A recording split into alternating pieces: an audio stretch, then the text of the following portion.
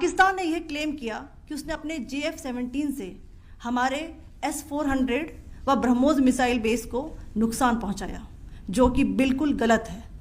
दूसरा, उसका ये भी मिस इन्फॉर्मेशन कैंपेन था कि हमारी एयरफील्ड्स जो कि सिरसा, जम्मू, पठानकोट, बठिंडा, नलिया और भुज में हैं, ये उसका मिस इन्फॉर्मेशन भी बहुत गलत है।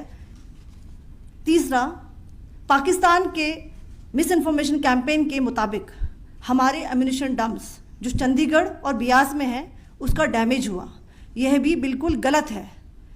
हमने आपको मॉर्निंग ब्रीफिंग में बताया था विद फैक्ट्स एंड फिगर के साथ कि ये सारी चीज़ें बिल्कुल सही सलामत हैं।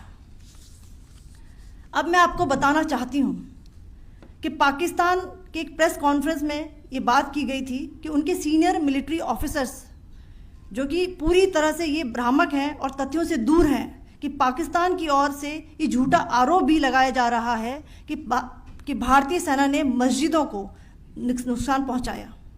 मैं इससे बिल्कुल स्पष्ट करना चाहती हूं कि India is a secular nation और हमारी सेना भारत के कॉन्स्टिट्यूशनल वैल्यूज़ की एक बहुत प्यारी झलक है। इंडियन आर्म्ड फोर्सेस ने पाकिस्तान को बहुत भारी नुकसान पहुंचाया, उनके मिलिट्री इंफ्रास्ट्रक्चर्स को, चाहे वो लैंड एसेट्स हों या फिर उनके एयर एसेट्स। यही नहीं, इंडियन आर्म्ड फोर्सेस ने पाकिस्तान की एयरफील्ड्स स्कर्दू, जकोबाबाद, सरगोदा और बुलारी को बहुत नुकसान पहुंचाया। इसके अलावा पाकिस्तान के air defence system, radar system, उनको भी एयर स्पेस में अनटेनेबल किया।